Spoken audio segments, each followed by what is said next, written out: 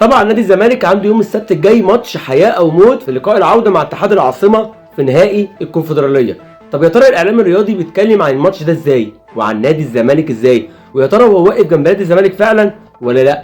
هوريك فيديو دلوقتي هيلخص لك كل اللي انا قلته ده، بس قبل ما تشوف الفيديو اوعى تنسى اللايك والشير والمتابعه عشان اللي جاي كله هيبقى جديد واخبار جديده واخبار مهمه جدا عن نادي الزمالك. تعالوا نشوف الفيديو مع بعض وبعد كده نبقى نعلق على اللي حصل. تعالوا نشوف. وانتوا بتتكلموا على مدربين، طب هو مين مدرب الزمالك السنه الجايه الموسم الجاي؟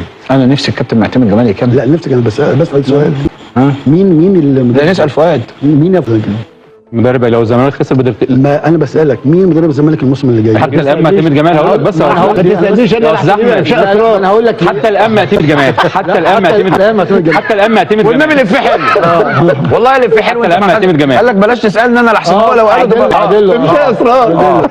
انا بسال ليك ان لغايه دلوقتي معتمد ولا اتعمل له عقد ولا حد قال له السنه الجايه انت معانا.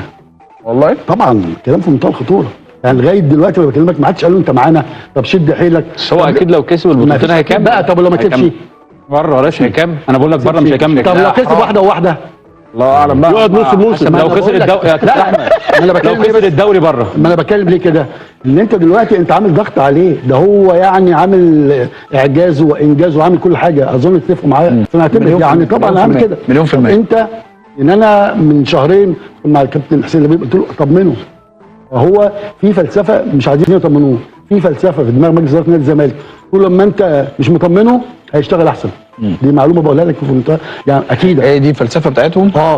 ان انا طب ريحه يحطوا تحت ضغط. ايوه طب ما تعمل له عقد. قال لك لا كده احسن. بس ده يتوتر برضه يعني ده اللي انا عايز اقوله. انت يعني اللي قريب من كابتن معتمد قوي هيعرف ان هو متوتر بسبب الكلام ده، ان انت مش مطمنه لغايه دلوقتي. يا عم انت عملت اللي عليك، لا ده انت معانا السنه الجايه. انت معانا السنه، وخصوصا مع ظروف النادي الماليه انت معانا السنه الجايه من بدري.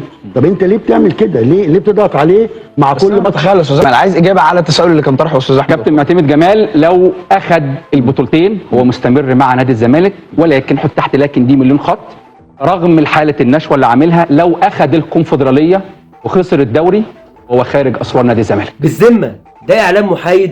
بالذمه لو كان النادي الاهلي في نفس الموقف كنتوا هتقولوا نفس الكلام؟ بتتكلموا عن معتمد جمال هيقعد ولا هيمشي؟ لو كمان بتقولوا الخبر وبتقولوا عليه افيه على اللي بتقولوه بجد، لان ده مش وقته. المفروض تتكلموا في مصلحه نادي الزمالك، والماتش اللي جاي يوم السبت ماتش مهم للجمهور وللنادي. لا وكمان بيضحكوا وبيهزروا، اللي يقول لك طب هنعمل ايه مع كابتن معتمد لو اخذ بطوله وما خدش الثانيه؟ وابراهيم المنيسي بيقول له نبقى نقعده نص موسم.